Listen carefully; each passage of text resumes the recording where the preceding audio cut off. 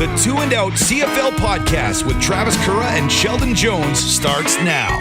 Good vibes and good times as we come to the end of week 2 of the 2025 CFL season, and we are recording the evening of Father's Day. So if you are a dad, happy Father's Day. Happy Father's Day to my dad and all the dads in my life too. You got out and you had a barbecue, Sheldon. What were you eating out there in this barbecue? We did. We had just burgers from the local butcher shop.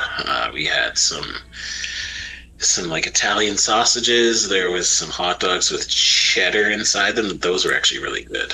And then just some regular hot dogs. You know, potato salad, macaroni salad, some veggies. It's a good time. Good time in the park. I don't know if I trust the mayonnaise-based salads in the blazing sun, so... That's what coolers are for. Coolers packed with ice. You keep them in there until right before. Not our first rodeo. But they weren't cheddar smokies? They were cheddar hot dogs? No, yeah. They were like, I think they were like Schneider's, those jumbo ones. Oh. I think Schneider's hit us up for a, sponsorship. Are you sure I bought a foot-long cheddar smoky from Schneider's? Well, maybe they were called Smokies, but they didn't seem like Smokies. They were like the same as like a regular hot dog. Wow. I don't know, but right. I think they were hot dogs. Like it wasn't like a 7-Eleven cheddar smoky, which are just okay. Yeah. Okay, I think those are actually under the radar, and they should probably keep a secret to ourselves. But they should also have the right amount of sales so they keep selling them. You know what I mean? Yeah, but can I have a bone to pick though with 7-Eleven when it comes. Oh, I thought you were gonna say with me. Okay. No, not yet. Okay, so they give you like those giant like Villaggio hot dog buns, right? That's too much bread for that smoky. I hear you. Just give it a regular hot dog bun, please, and then I can dunk it in the cheese sauce. But I digress. Well, now 7-Eleven's off Thursday Night Football, so I think they can afford 2 and out. I'm just saying, and we bring all the marketing them in ideas. Business with Diet Coke. I might allow 7-Eleven to sponsor the season if they can make me a custom-made Ottawa. Montreal. Who's That's missing? It. It's just Ottawa, Montreal. I got 7? Yeah. I do.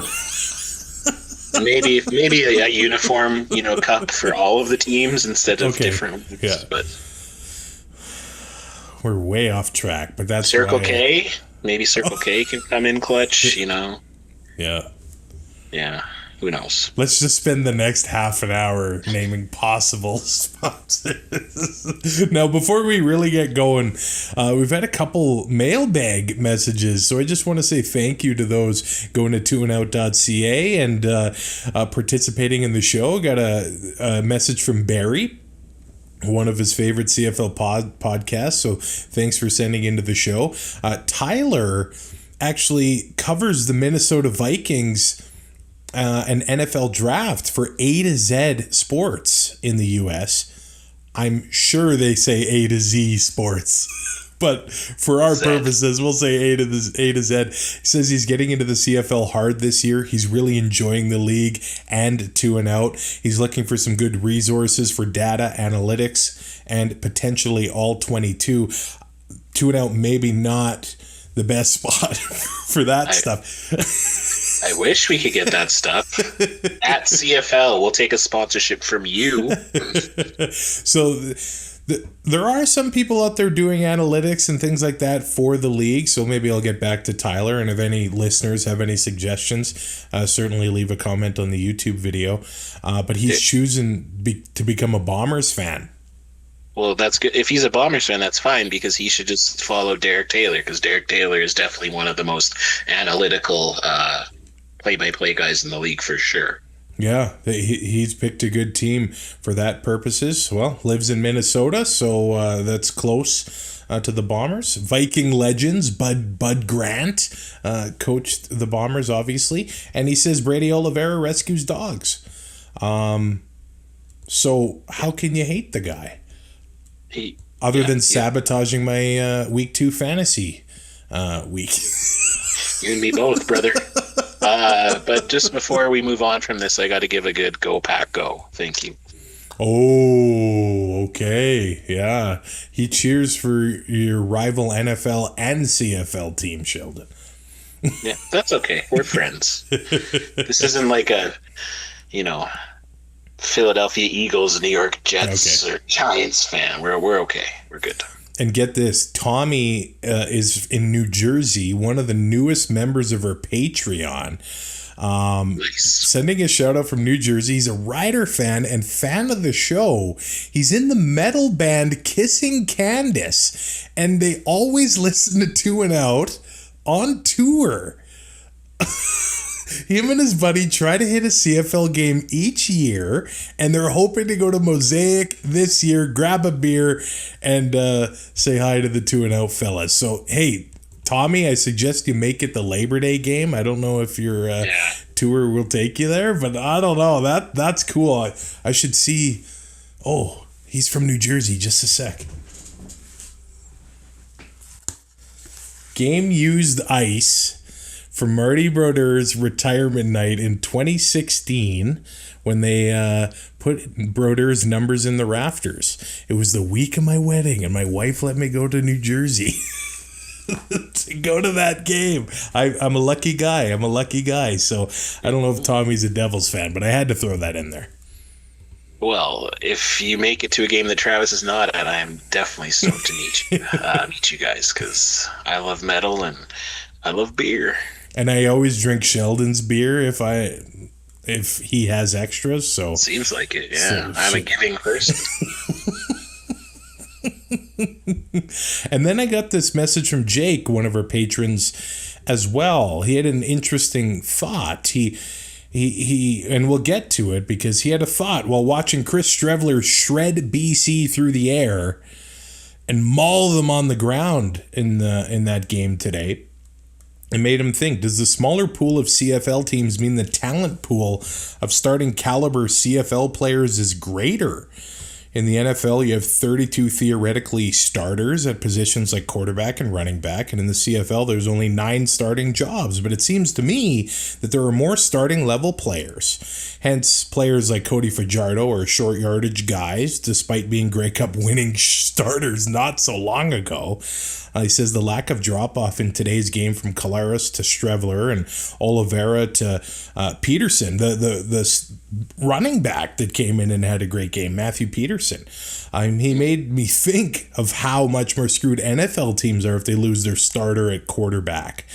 He'd love to hear our thoughts. I thought that was an interesting thought. Now, it was just a few years ago, Sheldon, when it was doom and gloom regarding the quarterback position in the CFL. And I actually think right now things are pretty solid. Now, last year, Bo Levi Mitchell led the league in passing yards. He was the only quarterback to have over 5,000 yards. But there was a lot of injuries still at the quarterback position, but last year I felt like there wasn't that much of a drop-off to the backup guys. It's an interesting thought experiment anyway, but I do think when you factor in the Canadian ratio, then because those are all spread out. So I do think if you lose your starting Canadian starters, which Winnipeg did and still did well anyway, that probably hurts a little bit more than losing an American player. For sure. And that's the tough part for teams, where they always have to make sure they have a capable backup when it comes to their Canadian starters. And like you, I do think that is a great point. I also think that currently in the NFL, there's a lot less star quarterbacks than there was, I'd say, 10 years ago. I certainly don't pay as much attention to the NFL as I used to, but I could probably only name 5 or 6 or 7 starters in the NFL right now if I really tried. If I took an hour or so, maybe I could name half of them. But and it just seems like it just seems in the NFL teams are giving up on their quarterbacks a lot quicker nowadays. If you draft a player and then within 2 years like it's different because you're expected to start when you're drafted as a high pick, like the next season. Basically, in the CFL, that would never happen, and it actually rarely happens for any of the impact players. Like you'll play as special teamers, but so I definitely see that, and then also I just think that we're just at a perfect time in the changing of the guard of the quarterbacks, where we have like a 5 or 6 veteran guys who are at the end of their career, and we have this new crop that are coming up, and that cyclical change just it seems to happen every 10 years or so, and we're just in the upswing of it now. And unfortunately, we probably will go down to a downswing in a few years. Hopefully not. Like, we have 2 top-notch Canadian quarterbacks, one possibly on the way, depending on how two, possibly on the way, depending on how their NFL options go. But theoretically, in 2 or 3 years, there could be almost half of the starters in the league Canadian. So that just tells you that the Canadian level of quarterbacking is definitely improved. Well, and I'll add this as like a counter argument. Sometimes I think the quarterback talent in the CFL, they may be guys that would be a third stringer so they almost have like the same sort of talent pools when looking around, because Strevler, he spent a year or 2 in the NFL. Rourke did as well. So it's almost the same kind of guys. Now, some players, they're okay backing, and I mean, it seems like being a backup quarterback in the NFL can be a pretty lucrative job. Like, you start one game over 15 years, and hey, they're okay to have a practice arm, that kind of thing. But so sometimes the CFL has to compete with the NFL and their practice rosters to bring them here as well. So that in that respect, it's tough too. Yeah, and I'd also say, like, they always say that of all the college players in the U.S., and we'll include Canada, it's the 1% that are in the NFL. And there's probably like another 1% that decide that, hey, football's not for us anymore. And then the CFL is like that next, 2%. So we still have a huge reach. It's just half of our players have to be Canadian, which is just good for marketing and stuff like that. So I still think it's definitely quality players here. It's just that most of them are not, quite at that caliber. But an injury or anything, like we've seen Canadian players, or not Canadian, but CFL players go in to dominate, like Cameron Wake, Alex Singleton. Like, these things can happen. It's just kind of rare, it seems. Yeah, a lot of it. Yeah, we've had the discussion before, opportunity and that kind of thing. Like, they'll take the guy fresh out of college than the guy that has, other pro mileage on the knees and things like that. But let's talk about that Bombers and Winnipeg game, or the Bombers and Lions game, where the Bombers have their home opener without their starting quarterback, Zach Collaros, and they still win 34-20. And you know what? I like on last week's show, and we're previewing the games, I kind of asked, is there any scenario where Chris Strevler throws for 350 yards and 3 touchdowns? And that first half, I said, is this gonna happen? This looked like, am I wrong here? This might be the best game of his CFL career. Oh, 100% it is. Like, he actually looked like a legitimate starting quarterback. And I know that BC was on a short week and they had to travel, and we talked about that, and because on paper, pretty much everyone should have taken BC in this game, but circumstances kind of tilted it toward the home team, and I certainly didn't see it happening like this. But again, you have to game plan for Chris Strevler, but then the Winnipeg Blue Bombers, they're game planning to game plan against you game planning for Chris Strevler. So they let him pass. They use, Oliveira, that first drive, like Oliveira just went crazy, and then Strevler hit a pretty much perfect pass to get Dembski with that touchdown. And it just, he was able to keep the foot on the gas the whole game, and BC just could not answer. Yeah, the storyline coming in is, no Zach Collaros. Nathan Rourke had never beaten the Winnipeg Blue Bombers. Still today has not beaten the Winnipeg Blue Bombers. But Brady Oliveira had 49 yards rushing on that first drive, including a 43-yard gain. And that was the last we would see of Oliveira on this night. So, you thought my captain. the drop off, my captain too on my fantasy team would be major. But Matthew Peterson, 23 carries, 130 yards. Talk about next man up and taking that bull by the horns when you get the opportunity. Yeah, incredible. Spoiler alert for my new little segment or article that I decided to do about the top 3 performers. Yeah, Strevler and Peterson are definitely 2 of them when it comes to offense, because neither of them were expected to be able to do what they were able to do. And but that's what makes this league so great. That's what makes it so entertaining. It's X man up, and that's how we find new stars. And Winnipeg has Cooley sitting on the practice roster, who looked amazing in the preseason against the Riders. So it's like they have an embarrassment of riches when it comes to running back. Yeah, so Peterson, he was actually acquired by the Bombers in a draft day trade with the Ticats. He's 24 years old, born in Brooks, Alberta. He was just drafted last year in the 4th round by the Ticats, but he did go to the U of A for his 5th season, where he had 784 yards and a touchdown in 6 games, over 3,000 rushing yards in his Golden Bears career. And in 2023, he was the Canada West Player of the Year after leading the conference with over 1,100 rushing yards. The second highest rush total in the country that year. So you talk about having a good Canadian backup behind your Canadian guys. The MOP, the MOC, Brady Oliveira, backed up by Matthew Peterson. And this is one of those situations where the Bombers wanted him to perform good, but now they maybe have a trade chip going forward, because you don't want to lose this guy. And it gets tough to keep guys that have this kind of caliber on the same roster, right? Yeah, the lucky thing for Winnipeg is they have money, so they could stash him and put him on the, make him a game day scratch. But yeah, it's kind of no different than in Saskatchewan. We saw Kadeem Carey come. We'll talk about that later, but you can never have too many good people in your room. But at the same time, once people get the ball, they want to keep getting the ball. So it's going to be tough to figure out a way to maybe keep him in there. But we also have to see what Brady Oliveira's injury is, because it could be long term. We don't really know much other than it's a upper body injury.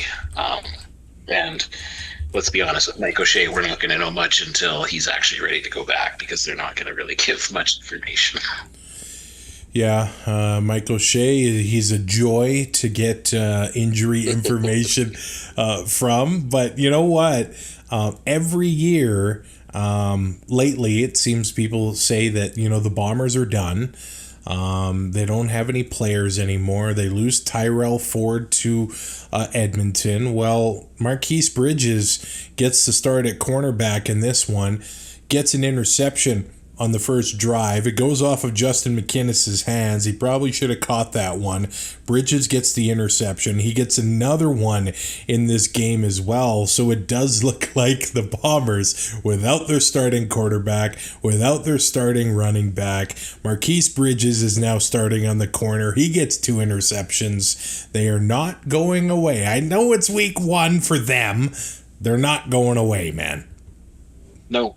And nor should they, because they are hosting the Grey Cup this year. So they need to be able to do this. And it is interesting, because I think there's a lot of us fans who kind of maybe didn't see the Bombers really projecting like they were trying to do everything to win. It kind of just seemed like they were, when they came out, when the salary cap was proposed to be increasing, they were one of the first teams to say, we're not spending that much. We're spending on the old cap. And but coaching leads to wins, and wins leads to players being happy, and a lot of them did take hometown discounts. Like Willie Jefferson is the first one that comes to mind, and they're just such a good team. It's so frustrating, but it's good for the league. It's sustained success just brings fans there, and they had another sellout. When you can sell out a game, when everyone knows the starting quarterback is not playing, and a team coming in that possibly could torch you with Nathan Rourke, and you still sell it out, that's pretty impressive. It is. It is. Those Bomber fans are making their franchise the envy of the rest of the league. I need to find out. I haven't seen any pictures of any live 5-pound burritos or found out. I actually didn't either. So I need to see if anybody actually did buy these. I sent a tweet to the Bombers account, but of course they did not reply. Yeah. I'm trying to figure out if they had me blocked or not. I'll check. My old days on Twitter, I was a lot more lippy than I am now. Same. The Lions were fighting early on. They were down 10-0, and Rourke had a massive run. So they were down 10-3, and then Gary Peters, that interception he had where he said, no, this is my ball at the beginning of the second quarter. But the Lions just couldn't capitalize. They're down 14 at one point. Rourke, he had 6 straight incompletions. And then he did something to his ankle, and he limped to the injury tent. He was kind of limping around the field a little bit there, and he was testing the foot. He did finish the game, but it's certainly a situation to watch in the coming week, I would say, as we'll see how he's going to be able to practice, because they're playing the Bombers again. It's just going to be in Vancouver this time. Yeah, and he also, like, later in the game, looks like something was up with his oblique. Yeah. And Masoli came in. And as a Rider fan, we will remember Cody Fajardo went through that oblique injury in 2021, was it? I think, yeah, his last season, I think. I can't remember, sorry.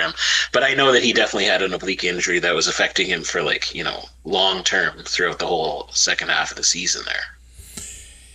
So, clearly, I'm not a pro athlete or an athlete of any kind, but I did hurt my oblique once playing slow pitch.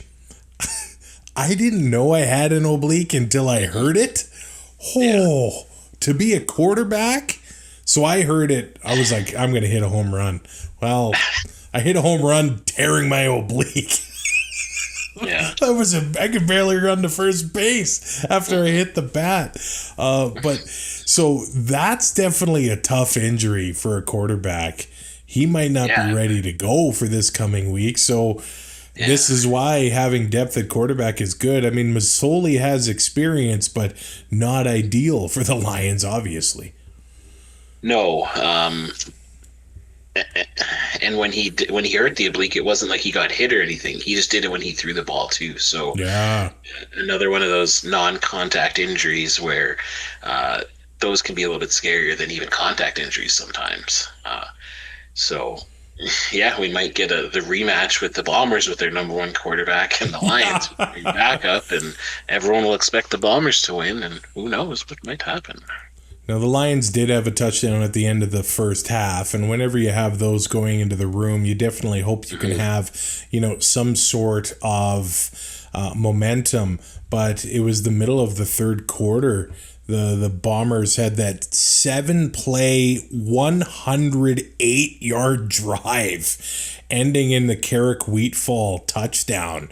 Man, when you've got the offense starting at their own 2, you're really hoping they get maybe a first down, maybe 2. But when they turn that into a touchdown, that's demoralizing for a team. Oh, 100%. Even worse when it's Chris Streveler doing it.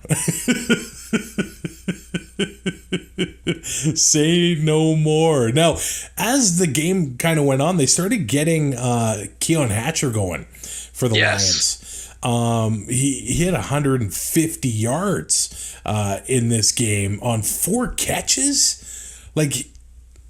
Obviously, that was unreal. It was. Hatcher's a great receiver, and it looked like they were getting going a little bit. But 4 catches on 11 targets, 150 yards, a long of 77. But that was about the only positive from the Lions in this one, because the Bombers also got their return game going as well. Last year, they weren't able to get a replacement for Janarian Grant. So yet again, another newcomer from the Bombers, Trey Vavoul. It's not spelled that way, so I'll get it figured out for the next show. But he had a 41-yard kick return, a 25-yard punt return. Sounds like they got a good guy on specials again, too. Yeah, and that's huge, especially when you're at home, to get the crowd pumped up when you get a big return, and then especially when the Bombers are able to run the ball as effectively as they are. When you get closer to their side of the field and can start there, then you're already in, and especially with Sergi Castillo, you are in field goal range as soon as you get into the other side of the field, because he can. It's really funny when he misses or doinks it, but he's definitely I'd say the best place kicker in the CFL right now, especially with those long ones. So there we go. Rourke still winless against the Bombers. Mazzoli comes in. That's where Bridges got his other interception. Maybe it is Mazzoli Saturday against the Bombers. So this Winnipeg team looking to get off to a fast start. The extra preparation for Strevler definitely seemed to benefit him, but now Zach's going to come back. Strevler 15-24. 3 TDs, an interception. Talked about Matthew Peterson's success there, and the leading receiver, Carrick Wheatfall. Great game for him. 5 catches, 127 yards, 69 yak. Nice. And he did have a touchdown, and Nick Dembski 2 touchdowns. I think 72 consecutive games with the touchdown, or not a touchdown, with a catch for Nick Dembski. What a career he's put together, and obviously playing for his hometown Bombers. He just keeps doing it. One that got away. Yeah. I've always loved him, and he's become a rider killer, which sucks for me, but it's great to see somebody when they're able to get to their hometown and be able to perform. That's obviously got to be a lot of these guys' dreams, especially when they grow up in Canada and are able to make it to the CFL, just to be able to get back to their hometown. That's got to be pretty incredible. Friday Night Football, the Montreal Alouettes beating the Ottawa RedBlacks 39-18. Again, Montreal, they make the decision to move on from their starting quarterback. Davis Alexander starts. He's still undefeated, and really Ottawa could not get anything going. I know Matt Schiltz got the start here. Drew Brown was out with the hip issue, but the RedBlacks offense just really had no answers for the Alouettes, and early on, Ottawa had opportunities because the Owls kicked the field goal. James Letcher ends up fumbling after a 2-and-out from the RedBlacks. Ottawa takes over at the 26, but they get stopped at the goal line, and that's putting Dustin Crum in at the short yardage quarterback. He's a tough guy to stop. He's a tough quarterback. The Owls, they didn't care. Stood him up at the goal line twice. Yeah, the Owls are just that team on defense when it comes to their Fred and Semin. Like they're a team that I think would probably be one of the hardest in the league to get a yard off. So, I can't say I wasn't surprised, because when you see Crum go in there, you expect for them to be able to punch it in. But so I guess I was surprised, but you're not as surprised when you see the Alouettes do something like that. And it just, especially when you're able, as the road team, to be able to do that, that just takes the crowd right out of it. And that led to Ottawa's downfall. Yeah, the RedBlacks kind of looked like numpties in this one. Hashtag CFL numpty. I'm not quite sure how to. I don't know either. Approach the situation on Twitter, but I'm a lurker. I'm just watching from the outside. Yeah, we're 2-and-out is lurking. We're not numpty, but we're not numpty. So we're just casual observers right now here, Luke. Just I don't want to catch any strays. We don't want to make that worst of the CFL list. We'll take the best, but we don't want the worst. The worst might come with more publicity. So if I got to be the worst, I can. It's true. It's true. Montreal's D-line, they just dominated in this game. Dylan Wynn looked like a monster. He had a big sack on Matt Schiltz in this one. And the D-line, like, Schiltz just couldn't, like, throw around him. There were the balls getting knocked in the air. He got picked off early on by Lawal Ugawak.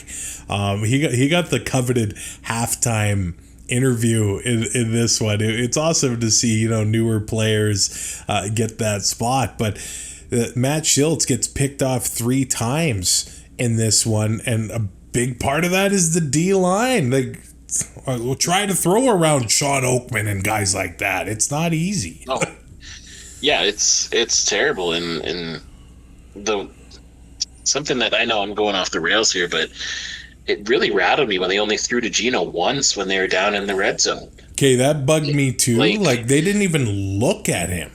No, and he would have. He wanted that touchdown. He would have done everything. And he almost did try to do everything. He almost did get it. He almost did. Like, I was just so rattled when he didn't get it. Yeah. They had opportunities, and I don't know. I don't understand.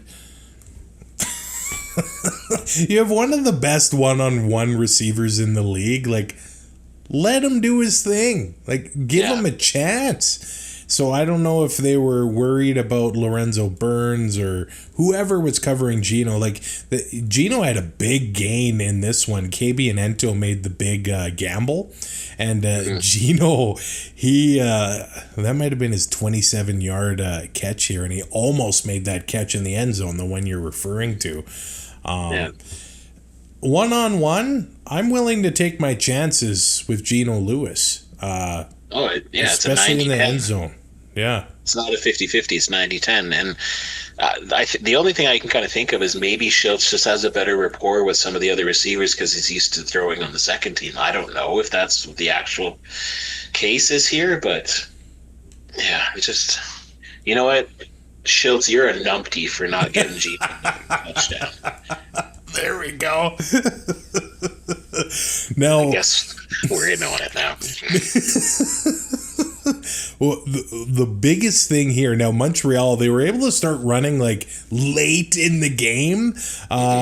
Travis Tice, he ended up having success like in the fourth quarter. He had 75 yards. But early on, they were trying to run, and they had success doing it against Toronto. They couldn't run. But neither could Ottawa. So this was a physical, dogfight for a little bit there. But Montreal was the team that was able to make big plays first. Tyler Sneed, what a game from him. 117 yards on 4 catches. Austin Mack, 103 yards. And then the D-line doing what they did to the RedBlacks. Like the Alouettes, they're able to make big plays. And Tyler Sneed, he's basically Weston Dressler sized. He's willing to take the hit. He's willing to get dirty, and he can make plays. Yep, incredible to watch. And the Alouettes sticking with the run, even when it wasn't working, just paid off for them in the end because they were able to wear down the RedBlacks D line and just was able to run away with it in the second half. I guess I should ask you. I don't even know. Did they change the definition to horse collars a little bit? I don't know if you caught those. Robert Priester got flagged twice within like 2 or 3 series for a horse collar. And the first one, to me, it looked like he grabbed him at the top of the shoulder pad instead of the classic, grab him by the neck collar and pull him down. But I guess it's from behind. The guy put the hand up on the shoulder. It seems like anywhere up there you probably want to avoid that. But 30 yards in penalties for Priester is a tough one for the veteran. Yeah, I think you got to be careful. It's just like when your hands are on the face mask, you just can't grab it. Like so, and I know that's easy for me to say as a again, non-athletic person. But you know, when you're in a football game, it's obviously desperation to try to tackle the guy, but you have to know that if you put your hands near that horse collar, you're putting your life, or not life, but you're putting your game, your play in the hands of an official, and whatever they decide is horse collar or not. So it's just like when you're blocking a punt. If you see somebody's back, if you see their nameplate, you don't touch them. So I never really have sympathy when players get penalties, but it's interesting when it's a judgment call, it seems, and it goes the other way. So this week, as I'm watching the games, I sort of make notes, and I kind of know what I'm writing at the time, but now that I read back, I have no idea what I was talking about. But at the end of the first half, it did feel like Ottawa was falling apart. They took that 10-yard time count penalty, and then they took an offside. They're 1st and 25 at the end of the first half. Like, they were just completely falling apart. So, but then that meant that they were able to, get the ball back to Montreal. Montreal gets another field goal at the end of the half. Jose Maltos goes, 6 for 6 on the day? Like, on one hand, it's like, hey, Ottawa, you stopped them from getting into the end zone. But, man, you let them into field goal range 6 times. That's not good. No, but, that's what Corey Mace wants in his defenses. So I guess as long as if you get the win, if your offense needs to be able to get touchdowns when you're holding the other team to field goals. So if you're going to play that soft and let them get that many yards, you have to be able to show it on offense. And Ottawa just wasn't able to do that. And I did write on my notes, why doesn't Ottawa just hit Gino with a 1-yarder here? Like, come on. Because they're numpty. And Ottawa and Montreal are going to see each other a lot this year. So when Adarius Pickett hit Davis Alexander as he slid, and that caused a bit of an issue, I think teams are going to remember this as it goes on.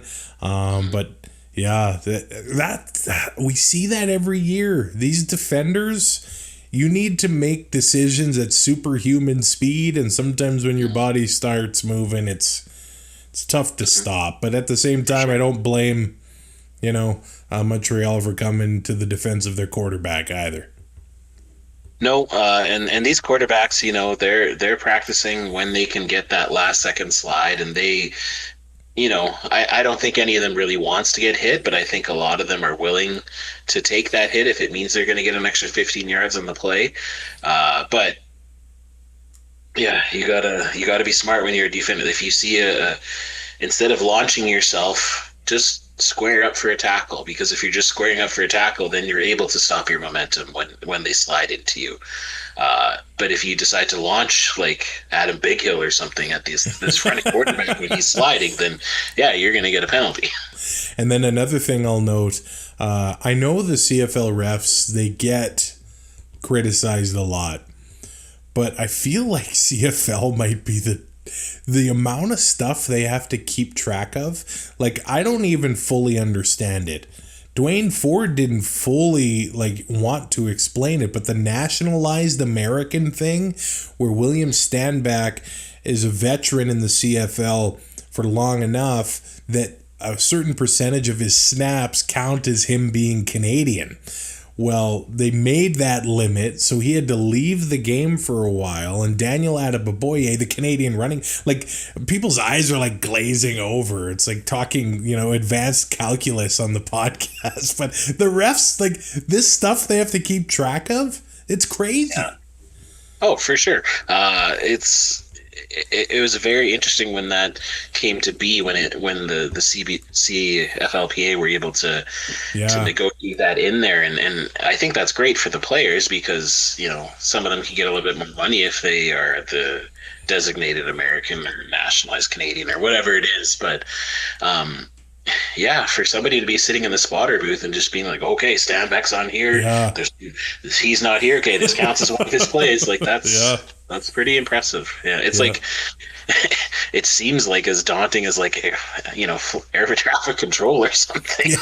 Like, but it's just looking at numbers and putting a little tick beside their name. But it's just that's an impressive thing to keep track.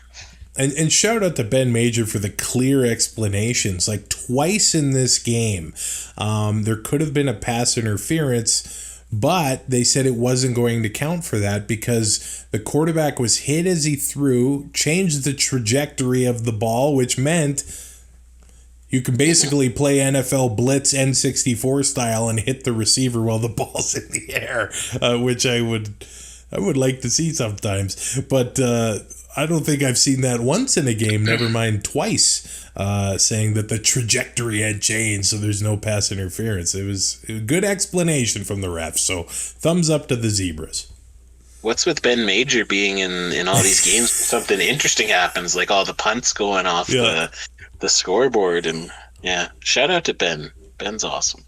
Yeah, we got some great refs in the CFL, and they do it for the love of the game. I will say that I drank several beers with a beloved official in the CFL. I will name his name after he retires. That's all I am going to say about that. But when I look at the stat sheet for this Alouettes defense, they're just getting started, man. Lawal Uguak, the D lineman, he has an interception. Jeffrey Canton, our coup, has an interception off of a tip from a D lineman. A D line tips it up in the fourth quarter. Wesley Sutton, the linebacker, takes it to the house with a touchdown. These guys had 5 knockdowns. Darnell Sankey, Sean Oakman, Lorenzo Burns, Wesley Sutton had 2. Like, they're filling the stat sheet. Adiemi Berglund, he had a game here as well. Like, the Alouettes are starting hot, just like last year. Oh yeah, they're on paper they're a great team, and they just have a young, maybe not proven quarterback now, but they still have amazing receivers, amazing defense. You know, a great running back that Jason Moss is actually starting to use. Montreal's the team to beat in the East right now. They are the only team in the East that hasn't lost. They're the only team in the East that has won a game so far this season. Let's move on to Saturday, a doubleheader. And as Milt Stiegel called the first half, hot garbage. The Stampeders are 2-0 after beating the Argos 29-18, but on that first series of the game, losing Reggie Bagleton, the veteran receiver, and it just didn't look good. And a player of that caliber and a man of that caliber, to have him not on the field just sucks. It does. Yeah, he's a great ambassador for this league. Lots of kids look up to him, and him being out for any period of time is not good, especially for the Stamps. They need their number one receivers, and I don't know what else to say. Hopefully it's not as serious as it looks, but you know, whenever you see somebody getting carried off who can't put nearly any weight on a limb, it's probably not good. Now, on the next drive, Wynton McManus gives Vernon Adams Jr. a German suplex, and then on Suplex City. And then on 2nd and 17, VA didn't care. He ran that for a first down. Like the first half was, and Calgary couldn't really get the ball going on the ground either. Like they could do it against Hamilton, and Toronto struggled against Montreal. So you thought, hey, maybe Calgary's gonna go that way against the Argos, and they just couldn't do it. But the Argos, they started having success with Mayan Williams. Now, if this is the guy that basically made the Argos okay with letting go of Kadeem Carey, maybe this is just the start of what we're going to see. But he had 9 carries, 62 yards, a 6.9 yard average. Nice. Yeah, so good for Mayan Williams for getting into a CFL game and having some success. But the first half, I mean, when Rene Paredes is missing that many kicks, you know something's off. Garbage. Well, it was Milton's right. It was hot garbage, and this game was just a nothing burger. But Calgary got the win. So you're hurting so or bad. red again. Now, I guess I should probably give Paredes some grace because the snaps became a problem for the Stamps. Now, their long snapper, Aaron Crawford, gets hurt. So they brought in an emergency long snapper, and it was not going well. So Crawford had to come back. He's limping on the field just to snap, to make it through the game. So we don't talk long snappers all the time. They don't get noticed all the time unless things go wrong. But we'll say that Aaron Crawford's a warrior here on the show, because to get limping out there and do his best to get through the game, not an easy task, man. No, and that just shows the dedication, because, you know, the long snapper's not one of those positions where you're getting paid a lot of money either. Those are the guys who do it for the love of the game. They're special teamers, but honestly, one of the most important parts of the game, because if you don't get a snap back there and your holder has to, you know, reach to get it and it's not where it's supposed to be, that affects everything. And especially when, you know, Rene Paredes, one of the best to do it, is missing field goals. That's not a good look for the Stamps. Well, and a shout out to Adrian Green here. Hey, what do you think of athletes wearing the number 0? I think it's okay. 00 is the absolute worst, but like, I don't know. I think it takes confidence. Seeing a 0. Oh yeah, for sure it takes confidence, but like, why do you want to be 0? Like, if you're a defensive back, if you're like a safety or something like that, like, you could be 0 because no balls are getting through or something like that. I like mess with that. But yeah, if you're just a 0 because your own the number you wanted was taken, and so you're like, I'll just be 0, then that's lame. Now, Adrian Green's number 0. We talk about Marquise Bridges, the success he had with Winnipeg this week. Well, Adrian Green, he's with the Stamps the Lions the last 3 years. 3 interceptions over those 3 seasons. He has 2 in this one for the Calgary Stampeders. He went to St. Mary's, Canadian, playing defense for the Stamps and getting 2 big interceptions. I wondered if the Argos were going to pull Arbuckle maybe going into the third quarter. They didn't, but that first half, they got nothing going. The challenge that Dinwiddie made at the end of the half, it got the Argos into field goal range. It's 9-4 at halftime. Thankfully, the second half was a little bit more entertaining. The Stamps, their first drive of the second half ends in a field goal, but the Argos, 20 yards in penalties on that drive. Like, what are they doing?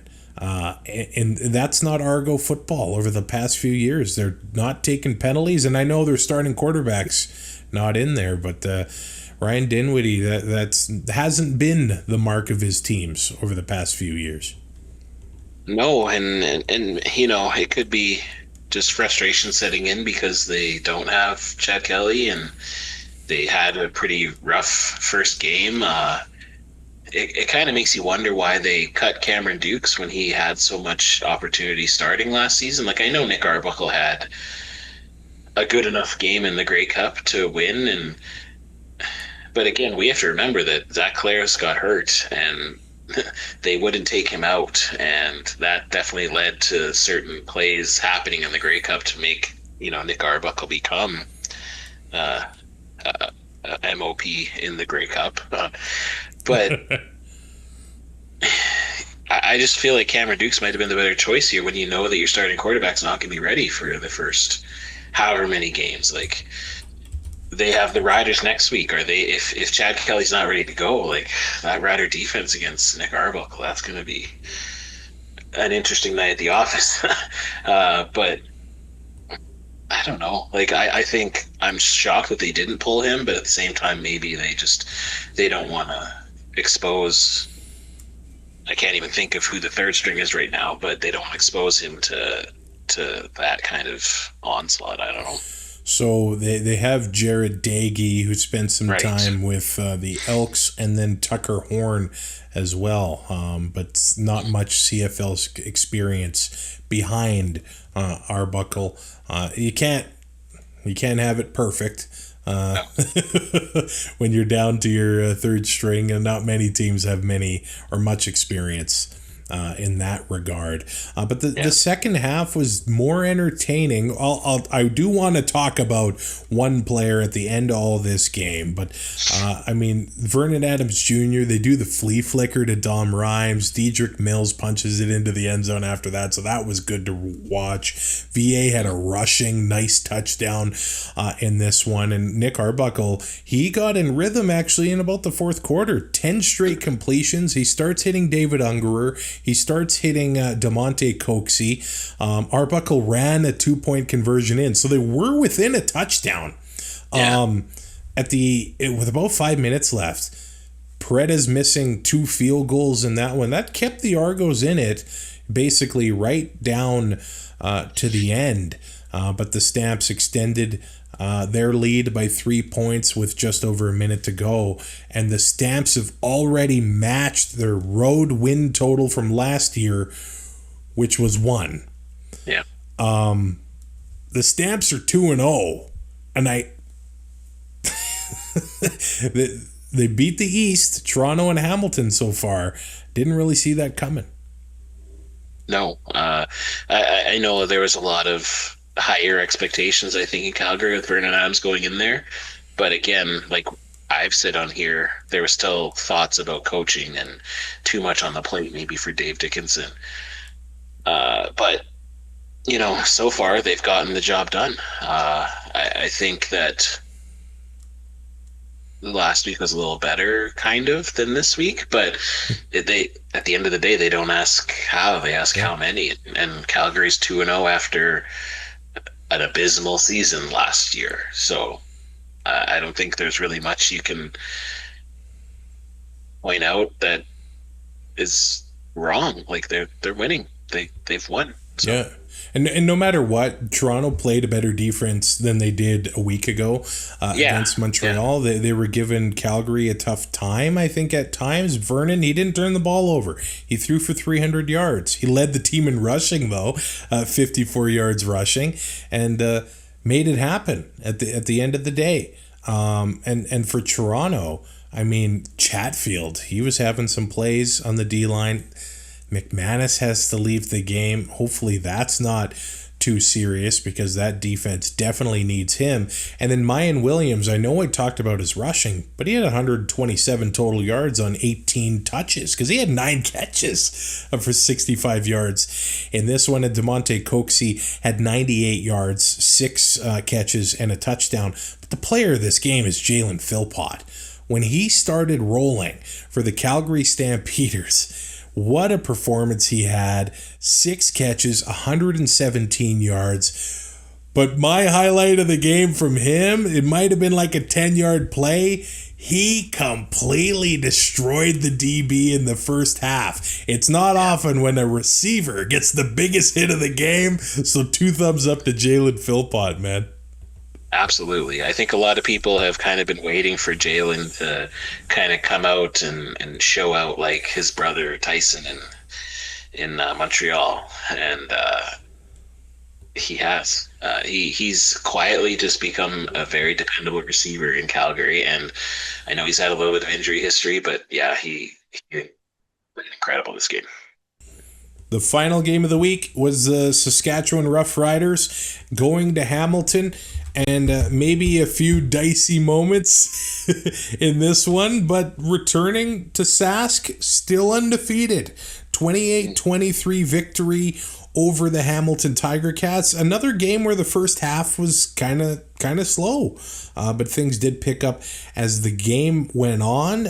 Man, I really think that that Rider bend don't break defense is going to give some nervous moments if they keep sort of playing that way, because there was a few times when Kenny the King Lawler is just left to his own devices to do what he does. You'd think that going back to the West Final last year, Kenny the King had his way with the Riders, and early on he had a 15-yard completion, and I was thinking, new colors, same King.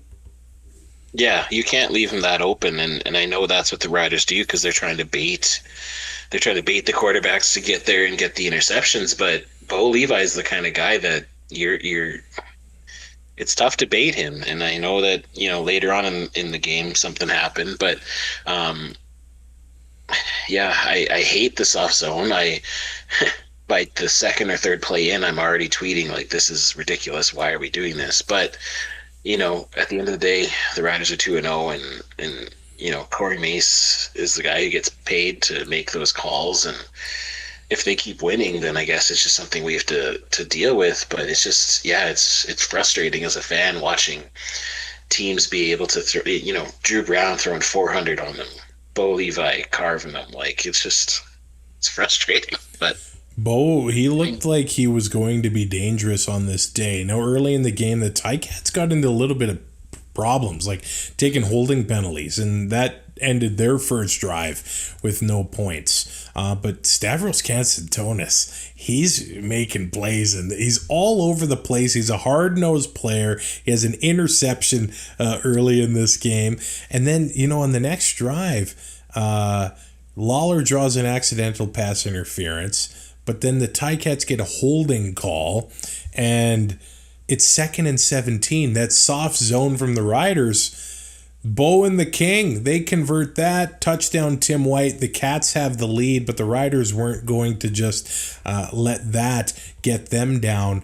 This has to be, one of the top performances from A.J. Ouellette as a Saskatchewan Roughrider. He 13 carries, 96 yards, including a 47-yarder. He had a touchdown, too. He was looking good, Has to leave last week early. Didn't look no worse for the wear this week. Yeah, I think like 87 of those yards were in the first half, though. So it was a little bit concerning that he wasn't able to, or that the Riders weren't able to get as much going in the second half. But yeah, him and, Roland Milligan both left that game, both with upper body / head injuries, and both were able to make, crucial plays in this game. So, that's good to see for Rider fans.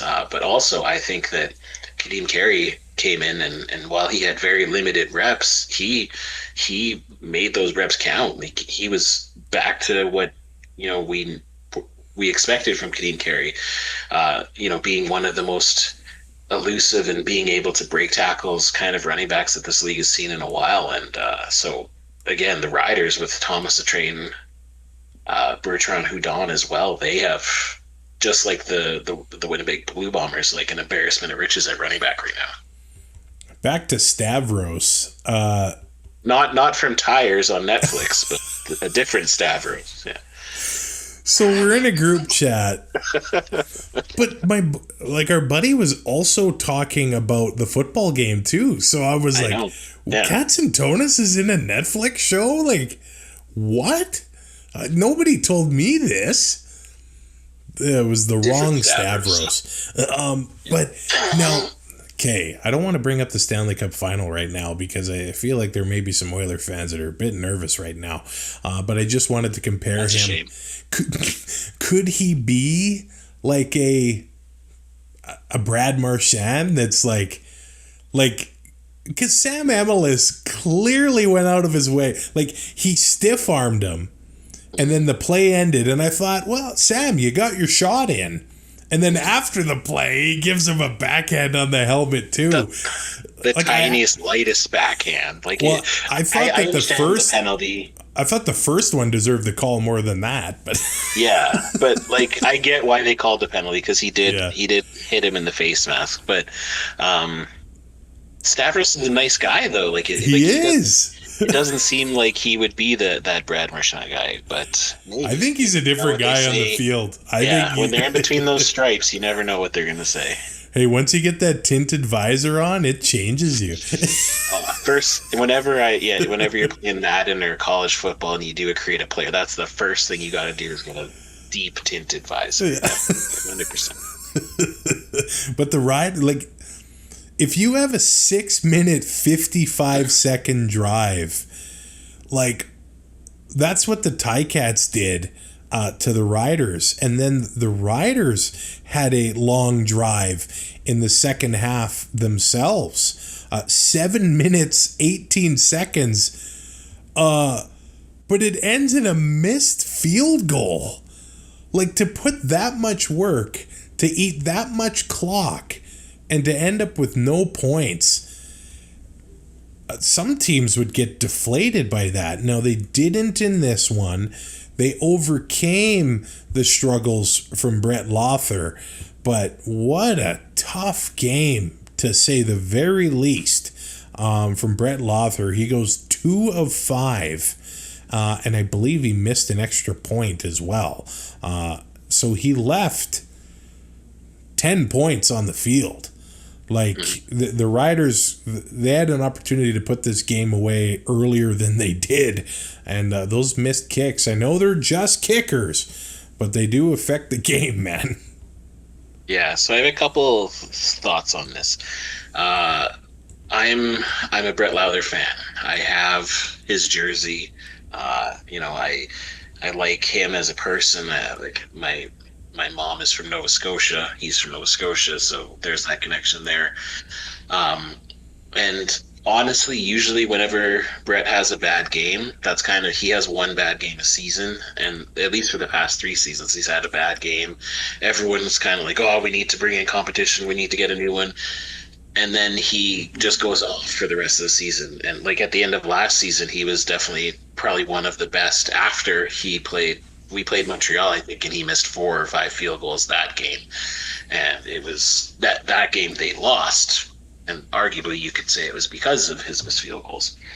But he's always been able to bounce back. So I kind of think that it's just going to be bounce back season for Brett Lothar, and he got the game out of the way early, hopefully.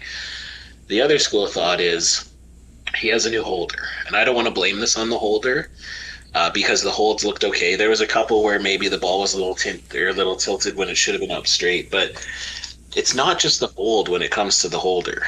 You have to build a camaraderie. He has to be that guy.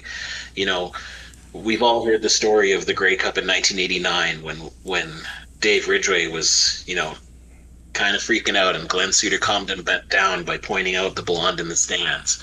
Like, you have to be able to have that rapport with your kicker, and to be able to, if you're too high, to bring you down, if you're too low, to boost you up. And they've known each other for a few weeks now, it seems. Not, he had Korsak for 2 or 3 seasons before that. And I honestly, I don't know if I love the philosophy of the punter being the holder. Like, I kind of, if I was a coach, I would want to have like my backup quarterback be the holder, just because they're used to holding the ball like that. And if something happens, they're able to scramble and try to make something work. But the other thing that also happened is, 2 out of 3 Rider practices, I think, this week were moved indoors due to smoke. And so there wasn't, he wasn't able to kick full field goals. So I'm hoping it was just, all those things kind of together just created a perfect storm here. But we'll have to see.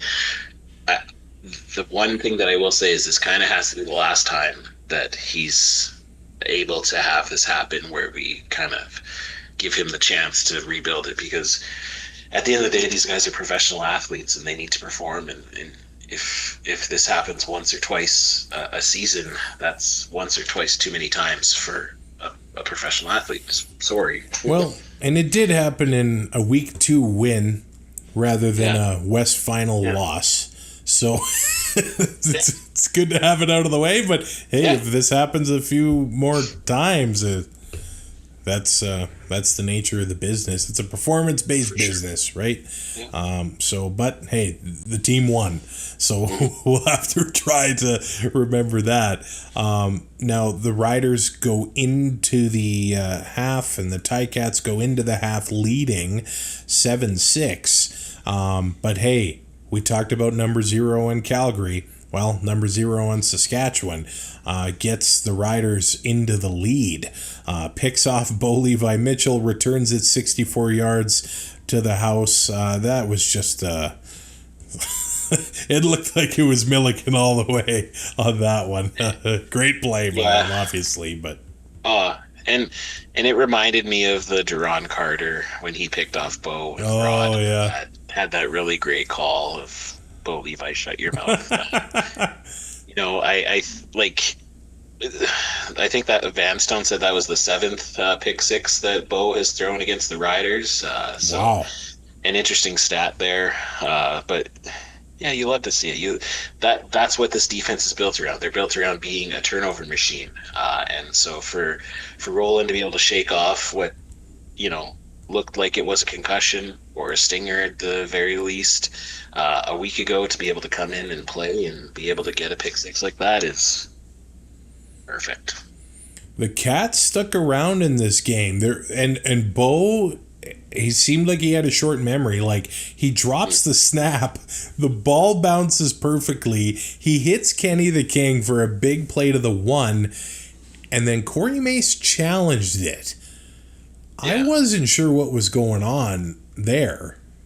Like, he saw the ball move when he landed, which, okay, but Lawler took like 3 steps inside. Yeah. Like, so to me, it was a waste of a challenge, unfortunately, but funny enough, Milanovic, the next series, did pretty much the exact same thing and wasted a challenge on a catch as well. So I guess those kind of count each other out, but yeah, whoever's telling Mace to throw the challenge, and that was kind of controversial too, because he had to get out on the field like halfway onto midfield to get the attention, just because of the 2 benches on the same side in Hamilton there.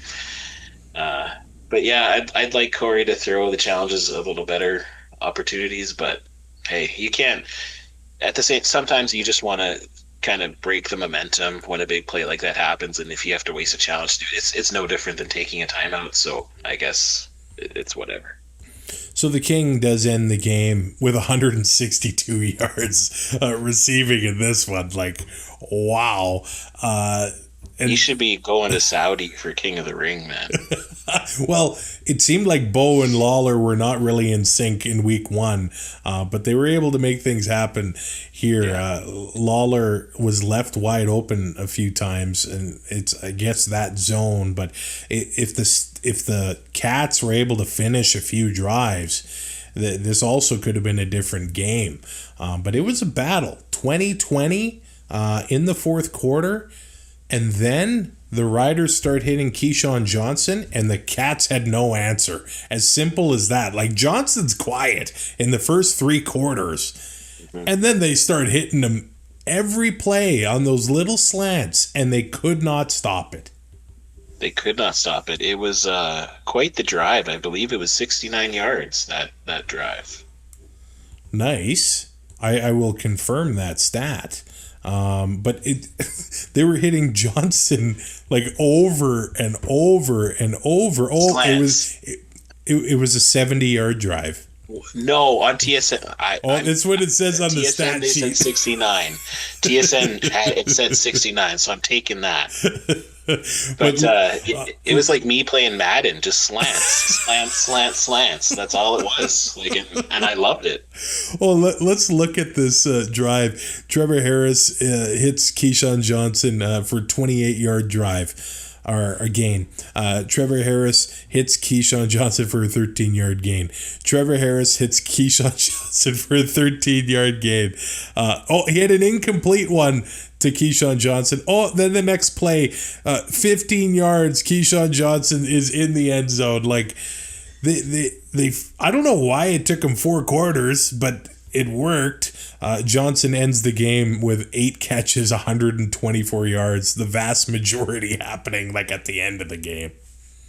Yeah, he's so dynamic, and he had a couple where he just off the top of his fingertips, like that one touchdown, another one that he could have had just off his fingertips. He's a pretty special receiver. I think, last year we saw him and Trevor Harris really build a chemistry in the last kind of 6 games of the season. He kind of became that number 1 target. And I know in the first game and a half here, it seemed like Sam Emilius was that guy for the Riders for sure. But Keyshawn Johnson definitely said, "Hey, I'm here too," in the fourth quarter there. So, the Cats fans are probably thinking, well, this was a winnable game. And then the Rider fans are thinking, well, we probably should have beat them by more. Yeah. Oh, yeah. In this game. Well, I mean, hey, Roland Milligan doesn't score that touchdown. But when, you're letting the defense score, you're letting the special teams have success. Mario Alford, another good game. If they're hurting you in all those phases, and if your team is succeeding scoring on more than just offense, I think you're in for a good season if that trend keeps up, obviously. Yeah, like I said, with Calgary, they don't ask how, they ask how many. So I think, when you're able to overcome some adversity, like, missing field goals and stuff like that. The one thing I was really impressed with, I think the Riders had 2, maybe 3 penalties. So other than, the slap heard around the world, and I think there was one incidental pass interference. I think those were the only 2 penalties that the Riders actually took. So really impressed with that. They had 3 penalties for 40 yards. Okay. Wow. Yeah, so that's that's discipline. Good though. Yeah. No, it's impressive, and I know that's the kind of coach that Coach Mace is. He wants his players to play extremely physical, but not cross the line. So we'll see if that can keep going. Bo Levi Mitchell, 26 of 40 for 336 yards, a touchdown, and a pick. Tim White, 3 catches, 22 yards. Shamar Bridges, 1 catch, 9 yards. But Kenny Lawler, 8 catches, 162. Wow.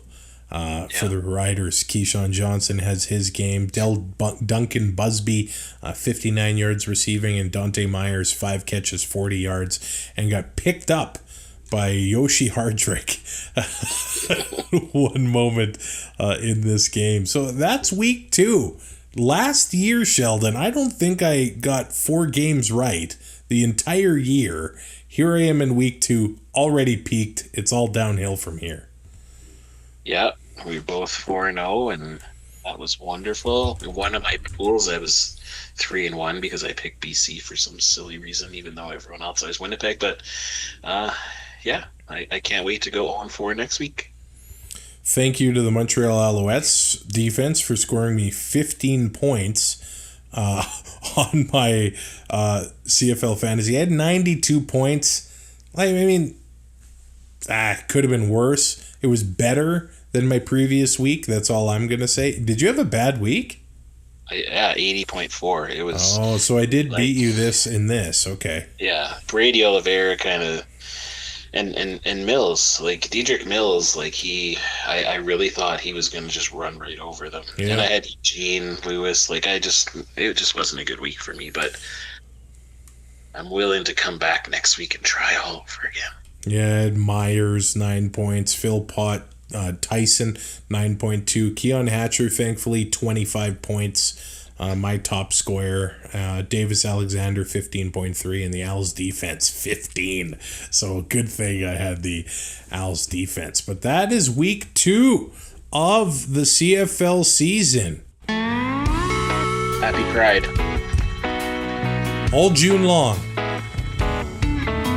You can go to twoandout.ca. You can take part, contribute to the show with our mailbag feature. You can rate, review, subscribe to the show on your favorite podcatcher. Subscribe on YouTube. We're like 10 away from 800. I'd love to get over that milestone. But here we are, week 2, the Calgary Stampeders, basically first place in the CFL according to the standings. Get used to it, Sheldon. They're not giving it up. We'll talk to you to get ready for week 3. The 2 and Out CFL podcast is written, produced, and hosted by Travis Currah and co-hosted by Sheldon Jones. Subscribe to 2 and Out on all major podcast platforms and YouTube to keep up to date with future shows.